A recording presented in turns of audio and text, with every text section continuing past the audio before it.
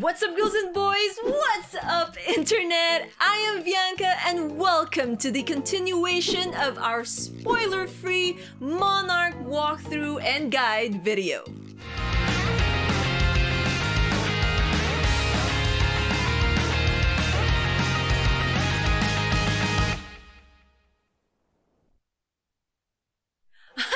I know, I sure did take quite a hiatus for a few days, a week, and I do apologize for the delay that may have caused and for this series to get delayed quite a bit. But as I've said in my Digimon card game video, life got a little bit crazy and it's taking a bit to adjust to it. But having said that, we are halfway through this game. Yay! Anyways, before we begin today's walkthrough proper, let's just get the warning out of the way. 3 pack-bearers, now all that remain, their domains, the last, in the school's barrier contained. There is no secret as to what needs to be done. After all, it's the fate the remaining pack-bearers cannot outrun. Though this is but a short interlude, what happens in today's video is something that we need pursued. For here things take towards a darker turn. A life will be snuffed and friendships will be spurned. Though events are not as triggering, I still need to comply and warn you all, previous trigger warnings still do apply. But let's not prolong what is inevitable and continue on with a story that's unenviable.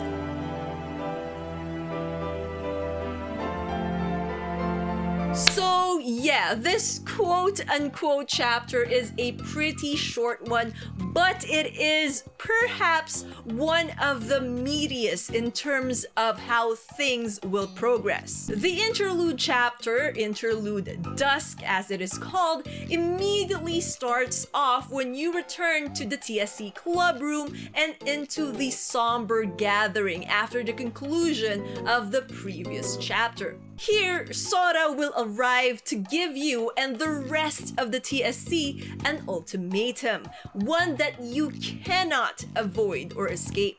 Once the cutscene is done, speak to everyone in the room. Each person you speak with, barring Chiyo and Vanitas, will leave your party and will be rendered unusable until you get through the interlude. Also, note Chiyo's curious question when you speak with her. It's a pretty interesting conversation if you ask me. Leave the TSC club room when you're ready to trigger a short yet strange event. Once that is done, you can choose to explore the academy if you think you've missed anything or progress through the story. If you choose to progress and leave the exploring for later, head to the student council room to trigger another event the moment you are close to it. After that, head to the dean's office to trigger another one. I have to say, however, the event in the dean's office shows how much of a hypocrite Sora can be. But anyways, once the event is done,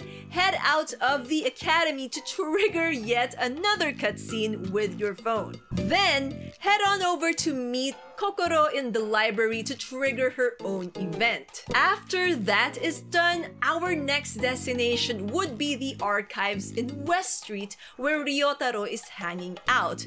So, head there to trigger his own cutscene. After that, leave the archives for yet another phone-related cutscene. Then, when that is over, head back to the academy and to the TSC club room. Entering will trigger a short event with Vanitas. Interact with the letter on the desk as well as the pink package near it. Then, follow Chiyo to the second year building where an event will trigger upon you entering. Once inside, head to Class 2B, your classroom. After the short event, move close to where the desk with the flowers are that were highlighted during the cutscene to trigger a phone call. Answer the call to be whisked away to the other world where another event and a battle awaits. I should say that what happens here shouldn't come as a surprise if you guys were paying attention to the opening song and its animation. And since this is a spoiler-free guide, I'm not going to share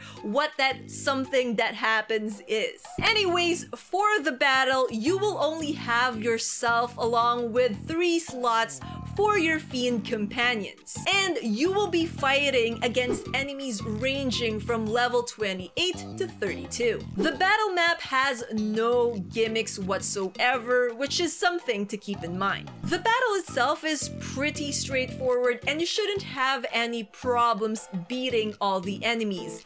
Just keep an eye out on status effects that their attacks might bring.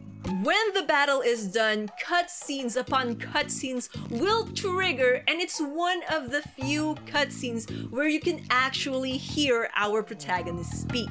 Once all of those cutscenes are done, head to the old TSC club room to trigger yet another one that will close off the interlude chapter. Now, before we end, and for achievement's sake and its reward, open your inventory and head to the key items section. Choose the last item on the list, which should be the voice message you receive, and give it a listen. And that basically is it for the Interlude Dusk chapter. As I've mentioned, it's a pretty short chapter, but for the walkthrough's completion, I just have to add it as its own thing. In the next video, things will get even more interesting as the game will finally give us a choice that will actually have some bearing to where the story goes. But again, that's for next time. For now, this is where the video ends. Thank you all for watching, and I'll see you all in the next video. Until then, you guys know the drill. Dream on, fly on. Bye-bye for now. Keep safe, everyone. Someday we'll have our last conversation and drink our last cup of coffee. Someday we might be 80 and think about the different things we